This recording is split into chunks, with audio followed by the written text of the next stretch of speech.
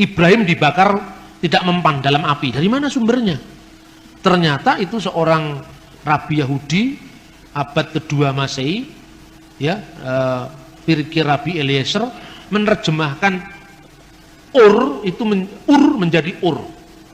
Jadi di situ dikatakan Ani Adonai Asher Hoshetika Me Ur Kasdim.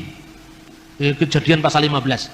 Akulah Tuhan yang telah mengeluarkan engkau dari Ur Kasdim. Itu firmannya kepada Abraham. Dibaca oleh Pirkei Rabi Eliezer, Ani Adonai Asher Hoshetika Me Ur Kasdim. Akulah yang Tuhan yang mengeluarkan engkau dari api negeri Kasdim. Maka kemudian konteksnya Abraham dibakar tidak mempan. Itu sebenarnya tidak ada dalam teks. Itu karena kesalahan transmisi teks. Contoh yang lain misalnya, kisah tentang Sulaiman, Salomo yang memasuki Ratu Seba, yang dalam tradisi Yahudi abad kedua ketiga Masehi disebut Bilqis. Kemudian nama itu masuk dalam Al-Quran Bilqis. Itu kemudian ketika Ratu Seba ini datang ke istananya Salomo, istana itu dibuat tempat duduknya, lantainya dari kaca. Nah, ketika dari kaca, kemudian Ratu Bilqis itu menyibakkan kainnya. Nah, kemudian di dalam cerita legenda sampai Salomo melihat bulu-bulu betisnya. Lah ini tambahan lagi yang pikiran-pikiran keras mendapat tempat di situ. Karena dia menyingkapkan kainnya. Di pikirnya itu adalah air, padahal itu adalah kaca. Nah, sebelumnya itu menggambarkan kehebatan Salomo itu digambarkan. Waktu itu pasukan burung-burung semua menghadap kepada Salomo. Kemudian Salomo ketika melihat memeriksa barisannya, ini dari sebuah komentar kitab Ester, tapi tradisi ekstra kanonik Yahudi, tradisi yang tidak resmi di kalangan Yahudi, yang tersebar dalam bentuk dongeng orang-orang Yahudi di Medina saat itu.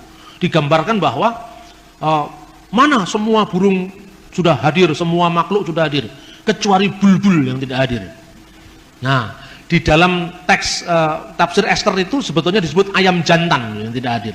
Tapi kemudian nggak tahu dalam konteks Al-Quran burung dengan ayam kan mirip. Lalu diartikan di situ bulbul.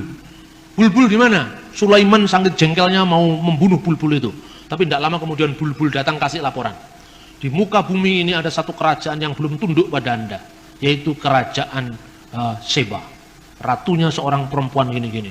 Nah, kemudian Seba pun akhirnya datang ke situ. Terus kemudian itu menurut Targum Ester, ekstra kanonik. Tapi dalam Al-Quran ditambahi pasukan jin. Nah, Anda teliti bulbul itu kata apa? Pasti bukan bahasa Arab asli. Itu bisa dilacak. Kemungkinan itu beberapa ahli menduga itu dari unsur Ethiopia. Dan kenapa Ethiopia? Ethiopia pernah hubungan intens dengan Islam.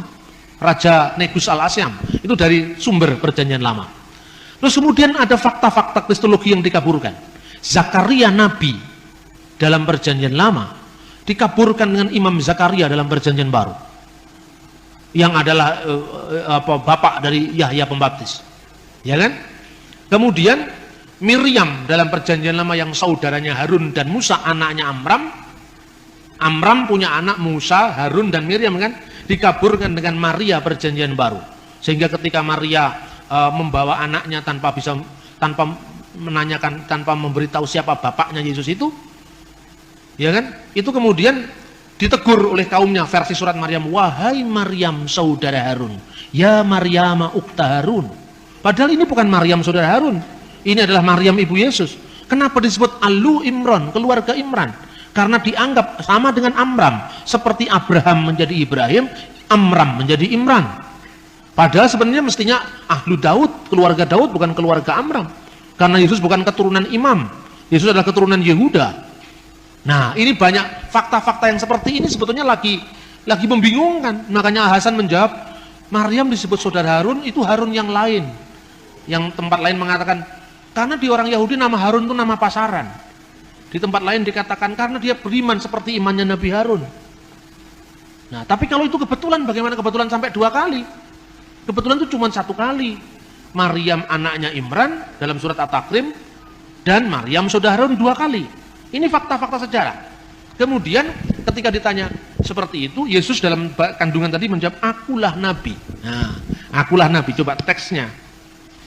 Anda bisa baca pada halaman 12. Diberikan kepadaku Alkitab dan dijadikannya aku seorang nabi dan dijadikannya seorang yang diberkati di mana aku berada dan diperintahkan aku untuk melaksanakan salat dan membayar zakat selama aku hidup. Di sini kata salat ditulis dengan bisolawat wa zakawat.